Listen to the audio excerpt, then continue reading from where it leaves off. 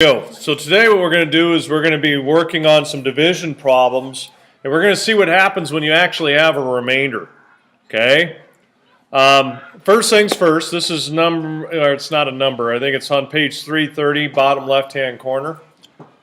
1 23/100 divided by 6/100.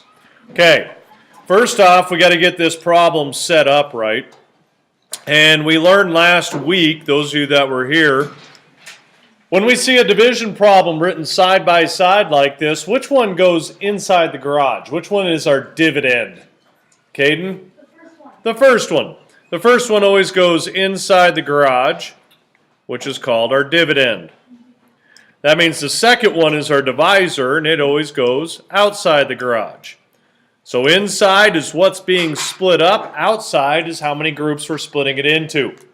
Now, last week we learned what the rule was when we're dividing by a decimal. We can have decimals inside the garage, we just can't have them outside the garage. Someone tell me, what do we do? How do I fix that? Lane, how do we fix it? So, you move the decimal over how many places you need to make it a whole number, which in this number problem would be 2. Okay. And then you have to do the same to the number inside of the garage. Good. So we got to do the exact same. So whatever you do on the outside, you got to do the same on the inside. Okay? So if I move the decimal over 2 spots for both of these numbers, don't I end up getting 123 divided by 6? Okay, so that's how we fix that problem. Now, you guys are going to do this division with me. 6 can't go into 1, but it can go into 12 how many times? 2. 2. Which is 12. 0 left over. Okay, I check. Is 0 smaller than 6? Yes. I bring down my 3. Okay, still got to divide. If I bring down, I got to divide. 6 goes into 3 how many times? 0. 0. Which is 0. And I got 3 left over. Now, when you divide by decimals, or you divide a decimal number, you are not allowed to have a remainder.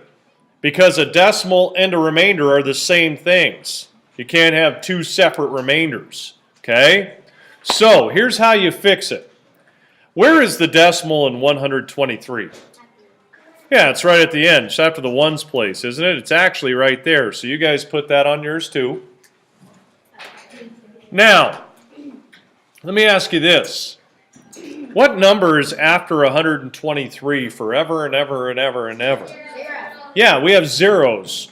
An infinite number of zeros after 123. We just don't write them down. So here's what you can do if you have a remainder.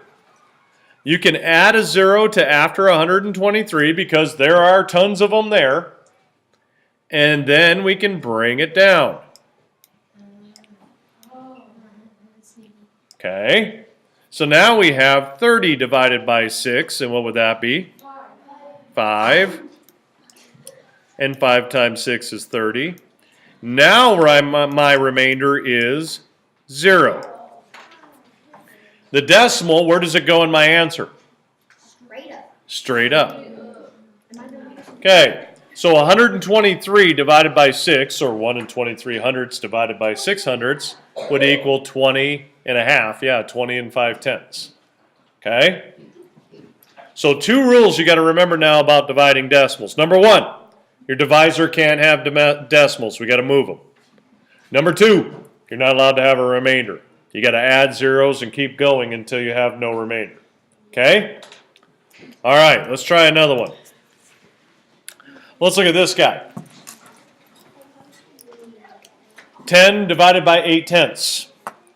Okay, so I put my garage. By now you should know which one goes in the garage. Which one goes inside? The 10. Okay, that's my dividend. 8/10 goes outside the garage. That's my divisor. Okay, am I allowed to have a decimal outside the garage? No. Nope, we got to move it 1 spot over. Now this is where the other kids in the other class got stumped.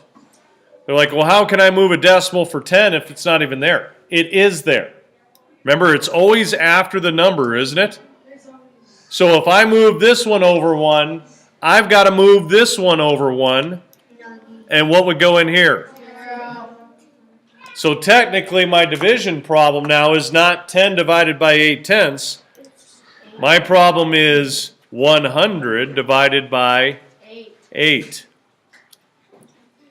Try to erase that decimal there. Okay, so now let's do our division. How many times does 8 go into 10? 1 time, which is 8. I subtract. 10 minus 8 is 2.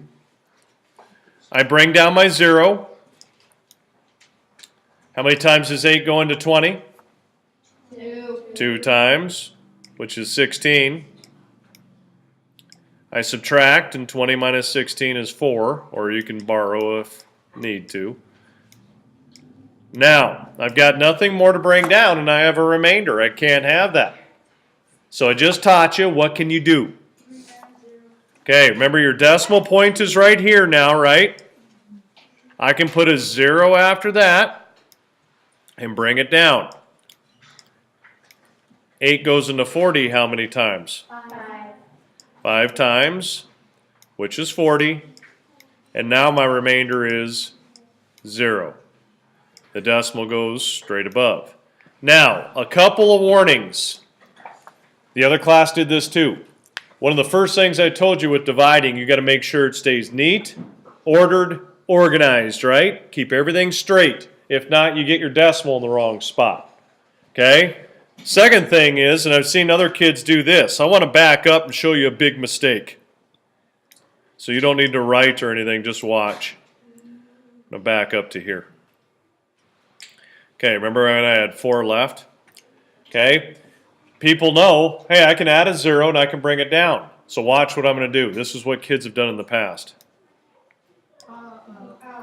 Where'd they put it? They put it in the answer. That's not okay. Okay, we're putting it here and bringing it down. Okay? Not in the answer. That's a no. Okay? All right, let me stop this recorder real quick.